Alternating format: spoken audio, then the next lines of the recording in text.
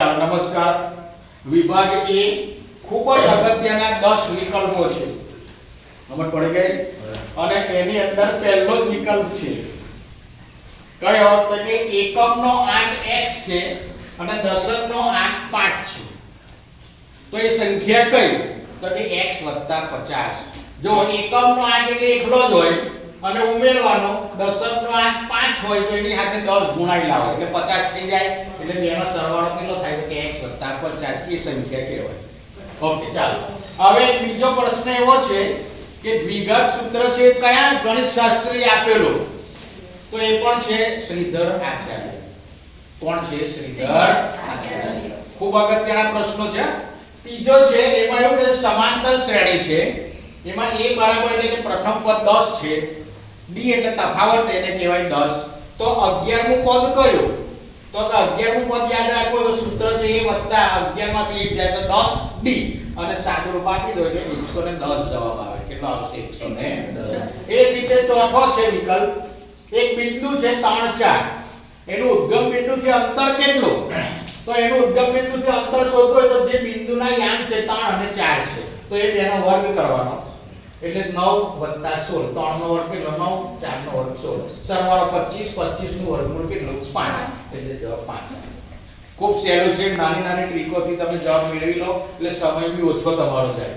પછી પાંચમું છે tan 45° ગુણ્યા cot 45. તો કે બંનેની કિંમત 1 1 છે તો 1 ગુણ્યા 1 એટલે 1. છઠ્ઠો છે આંકડા શાસ્ત્રનો છે.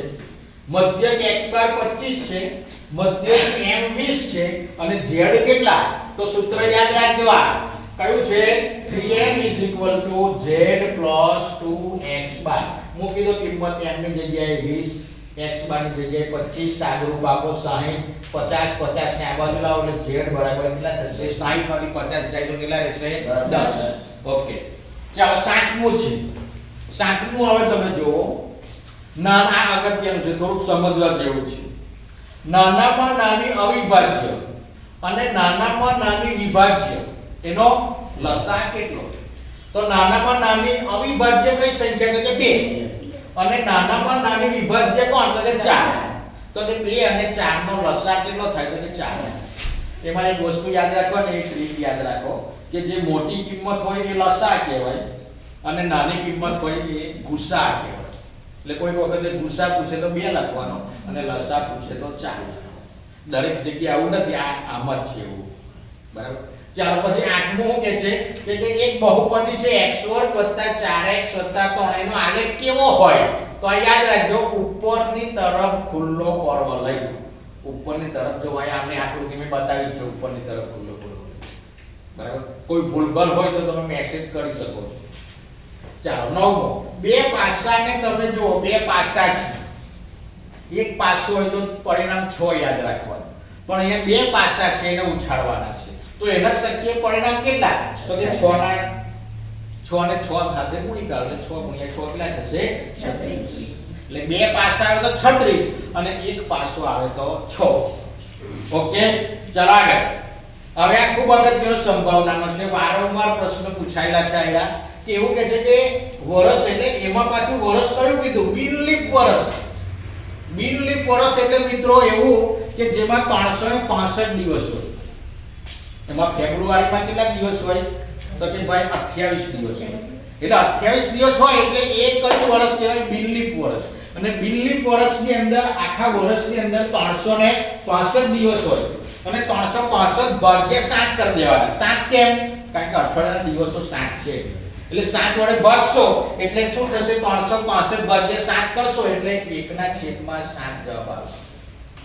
એટલે એનો શેષ વધે અને એના પરથી આપણે શેષને પછી સાથે કરી નાખવાનો. એટલે તે વખતે શેષ કેટલો વધશે? 1 અને 1 વધે એટલે 1/7. પણ જો મિત્રો એની અંદર બિનલીપની જગ્યાએ એકલું લીપ આવ્યું.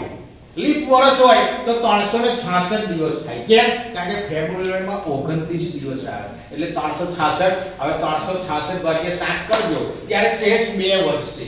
કેટલો વધશે? 2. તો ત્યારે કેટલો જવાબ આવશે? 2/7. એટલે બિનલીપ હોય તો 1/7 અને લીપ વર્ષ હોય તો 2/7. ઓકે, છે કે વર્તુળ છે એમાં સ્પર્શક છે કેટલા બિંદુમાં છેદે? સ્પર્શક હોય તો 1 અને છેદિકા હોય તો 2 બિંદુ. ઓકે, ચાલો આગળનો વિકલ્પ છે 12મો. સમાંતર શ્રેણીમાં n પદોનો સરવાળો શોધવાનું સૂત્ર. એવું કીધું છે. એટલે એમાં બે સૂત્ર છે. s બરાબર n ના છેદમાં 2 2a n માઈનસ 1d આ પણ લખાય અને નીચે ગાઉસનું સૂત્ર છે s બરાબર n ના છેદમાં 2a l પણ લખી શકાય.